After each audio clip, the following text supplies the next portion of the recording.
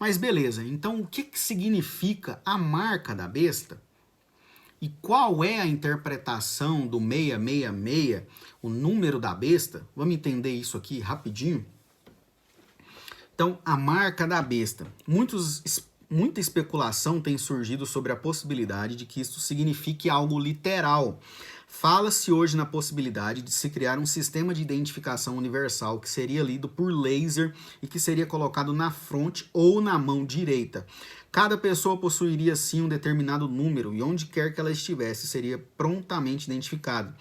Do ponto de vista tecnológico, é bom que se saiba que isso é perfeitamente possível. Leituras de barras e um sistema simples de computação atual seria quase suficiente para que isso se tornasse real. Contudo, é bom lembrar que a fronte é símbolo da inteligência, da mente, dos pensamentos, da filosofia de uma pessoa, Deuteronômio 6:8.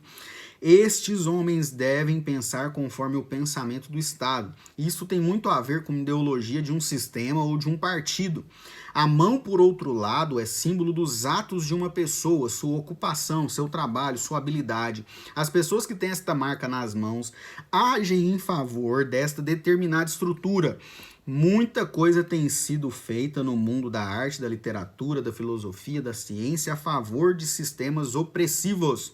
Nos dois casos, podemos dizer que a marca é um símbolo de dependência. Tais pessoas vivem para agradar e servir estes poderes. O texto afirma que nenhum homem pode vender ou comprar sem esta marca da besta, Apocalipse 13:17.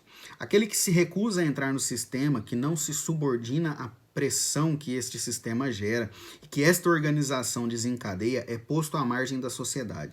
Não pode exercer mais nenhuma função, mesmo o ato mais simples de comprar ou vender. Onde quer que este sistema anticristo está presente, a igreja sofre martírio, é expoliada de seus bens e direitos, tem sua liberdade limitada e sofre sanções econômicas por não se curvar diante do sistema corrupto, por se negar a ter a marca da besta, por não se enquadrar neste jogo filosófico. O povo de Deus enfrenta terríveis limitações. A perseguição se dá pela recusa em se submeter à marca. Então, o que isso quer dizer? A marca da besta, ela é algo espiritual e uma marca simbólica. Aqueles que não se enquadram no sistema que esse governo, né, que a gente vê da besta, né, as duas bestas, o governo e a propaganda, aqueles que não se enquadram, eles não vão poder comprar nem vender. O que isso quer dizer? A gente vê isso em países comunistas. Aqueles que não são a favor do Estado, né? Os cristãos que permanecem nesses países, eles não têm autonomia nenhuma, porque eles estão contra o Estado. Então, se eles são contra o Estado, eles são excluídos e colocados à margem da sociedade, quando não são mortos, perseguidos, expoliados, como o próprio texto diz. Então, como também os cristãos têm uma marca que é dada pelo sangue de Cristo, os da besta também têm a marca deles. Então essa marca é uma marca simbólica, tá? Essa galera aí que tá fazendo chip, esses trem, não se preocupe achando, né, que isso é a marca da besta e tal. Mas se preocupe quando o Estado se tornar comunista ou quando o Estado se tornar impositor a doutrina bíblica, a doutrina de Deus.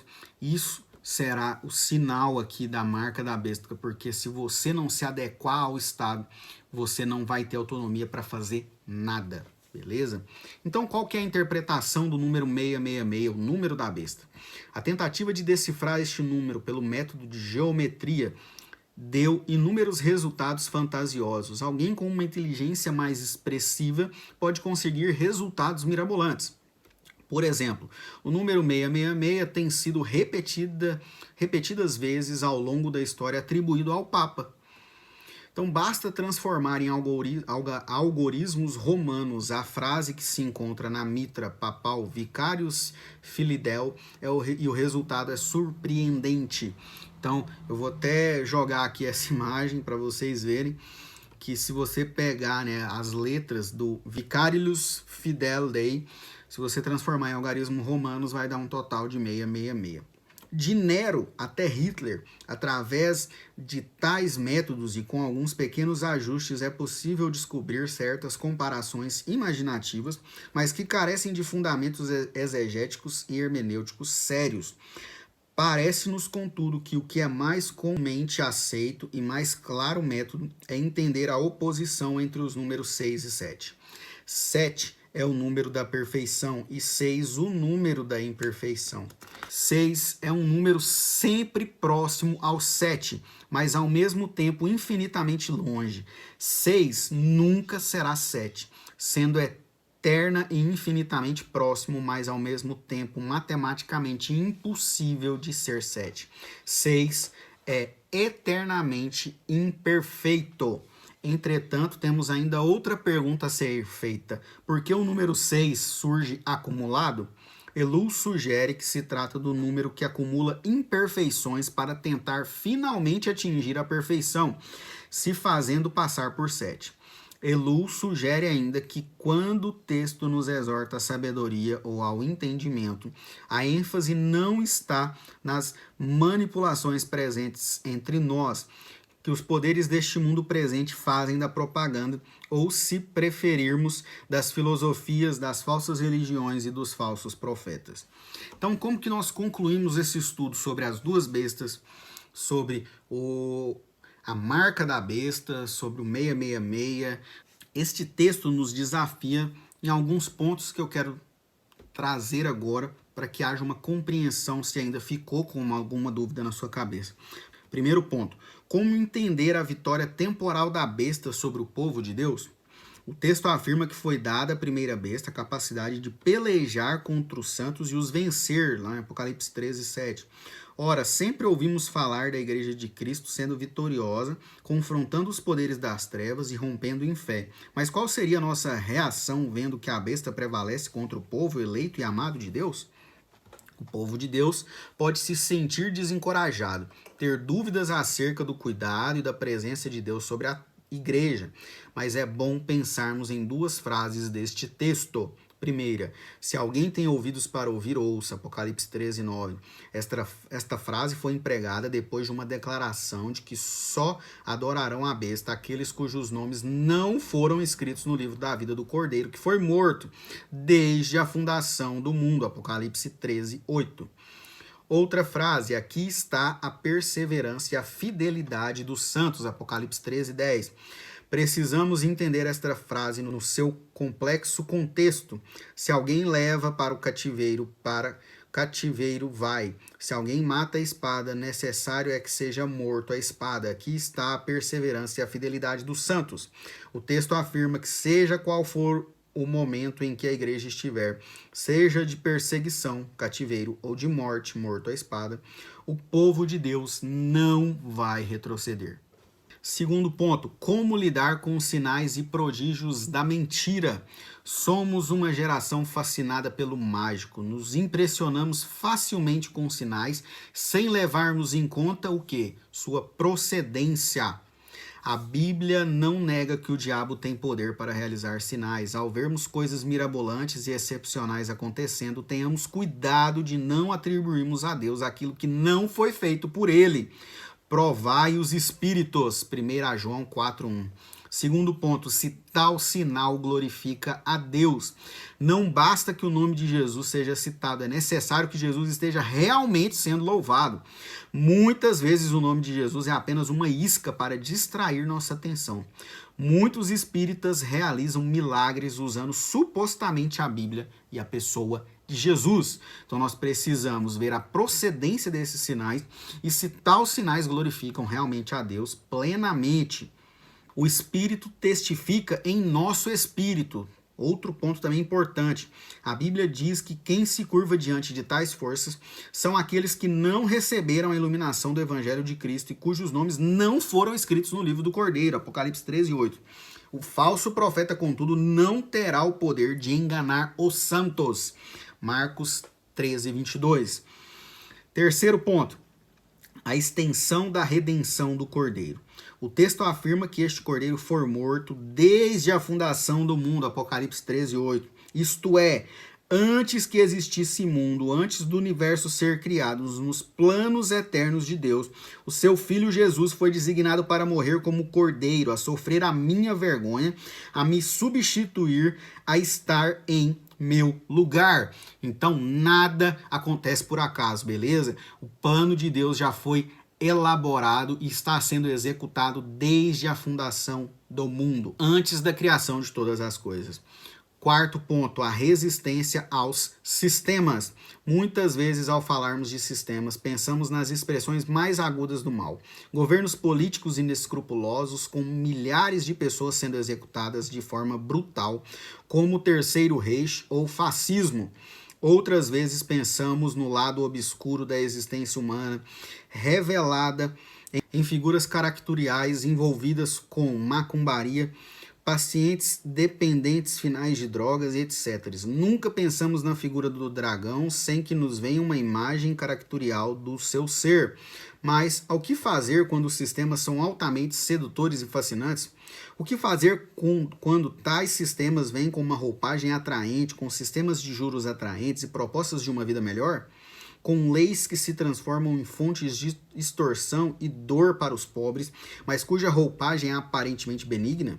O que fazer quando os sistemas são dominados por homens de colarinho branco, que aparentemente são bons exemplos de pais de famílias, viajam de primeira classe, mas decretam leis injustas, escrevem leis de opressão para negarem justiça aos pobres, para arrebatarem o direito aos aflitos do meu povo, a fim de despojarem as viúvas e roubarem os órfãos? Onde está escrito isso?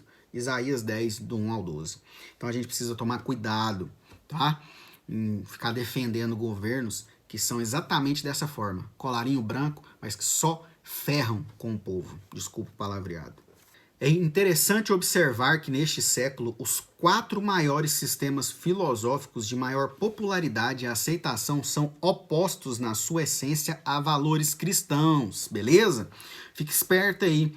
Primeiro desses 4 sistemas filosóficos, primeiro é o marxismo, campo social, sistema elaborado sobre a teoria de lutas de classes que vê a religião como elemento de alienação social que impediria o crescimento das pessoas, sendo um empecilho intelectual à capacidade crítica do homem diante das forças históricas que interagem no âmbito social. Beleza? Você quer ser marxista, né? E ser crente?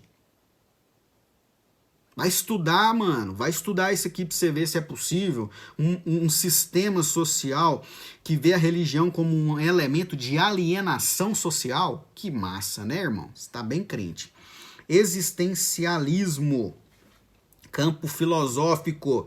Entre os seus precursores encontramos Nietzsche, Camus e Sartre. Afirma que a vida deve ser vivida aqui e agora, que a história não tem sentido, que vivemos no meio do caos, não existe nenhum significado por detrás da tola e fútil vida humana, que somos apenas uma folha solta ao vento. Que lindo, né? Irmãos cristãos querendo ser existencialistas.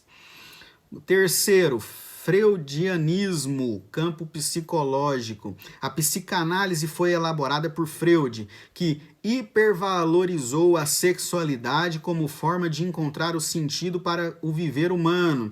Ele via a repressão sexual como o fator de maior conflitividade para o ser humano. A liberdade sexual ou a não repressão aliviaria esta carga neurótica presente no ser humano.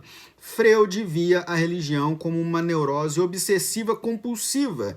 Critica fortemente a religião no seu livro O Mal-Estar da Civilização. E ainda hoje exerce enorme influência no campo da psicologia. Irmãos, é real isso aqui, tá?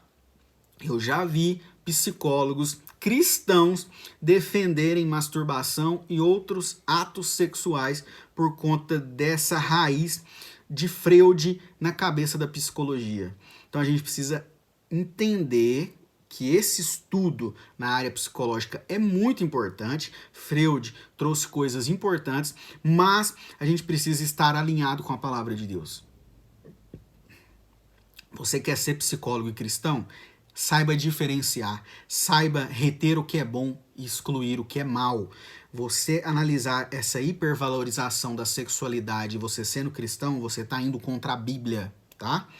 Quarto e último ponto aqui, darwinianismo, campo científico e antropológico. Se o existencialismo exerce grande influência na filosofia, o marxismo no campo sociológico e o freudianismo no campo psicológico, o darwinianismo vai criar uma corrente que causa furor e controvérsia no campo da ciência. Darwin vinha ao surgimento das espécies como fruto do acaso, não de um Deus sábio e providente. Isto foi chamado de geração espontânea. As coisas surgem como resultado da obra evolutiva e não havia nenhuma mente inteligente ou criadora por detrás. Embora normalmente nossa grande controvérsia ocupe a questão da teoria sobre a origem das espécies, acredito que, como cristão, a grande controvérsia deveria ir numa dimensão mais profunda, isto é, no fato de Deus ter sido retirado da criação e da providência do universo.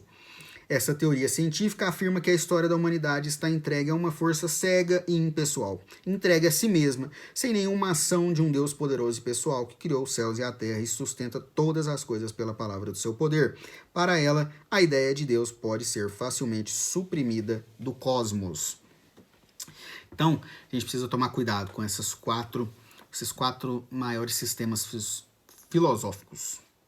Outro ponto que se faz necessário refletir é muito fácil identificarmos no materialismo dialético formulado por Hegel e popularizado por Marx, um sistema oposto ao cristianismo porque eles se declaram um sistema sem Deus. Mas, honestamente, seria o capitalismo um sistema sagrado, como muitas vezes querem nos fazer crer? Como seu método exploratório e tantas vezes desumano de gerar riqueza à custas da miséria e do sofrimento de pessoas pobres e o empobrecimento de tantos países, podemos afirmar que tal sistema é cristão? O que se ensina nas faculdades seculares dentro do espírito do capitalismo é igualmente satânico. Talvez Schaeffer tenha sintetizado bem o que estou querendo dizer. A diferença entre o comunismo e o capitalismo é que no capitalismo o homem oprime o homem e no comunismo é o contrário. Não se assuste com a frase, ela está escrita de forma correta. Facilmente repudiamos as formas grosseiras de oposição a Deus, mas engolimos e somos seduzidos pelo convite que Satanás nos faz de colocarmos na nossa mente, nossa inteligência, nosso raciocínio, nossa fronte, para receber sua marca e sem nenhuma crise somos capazes de colocar nossa força, nossos braços, nossa energia para servir sistemas que nem sempre entendemos a que fim se destinam, nossa mão direita.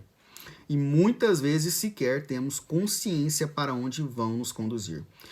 Provavelmente era esta a ideia deste texto. Aqui está a sabedoria, aquele que tem entendimento calcule. Apocalipse 3, 18. Então é esse o nosso estudo de hoje sobre as duas bestas, sobre tudo isso que nós falamos. Eu sei que ficou um estudo bem longo, mas que vai trazer muita clareza para você, que vai trazer entendimento do que realmente é importante você saber sobre essas bestas. E na próxima aula nós veremos Apocalipse 14, cenas do céu, o que está rolando no céu, beleza? Te espero lá, que Deus te abençoe e até a próxima semana. Um abraço!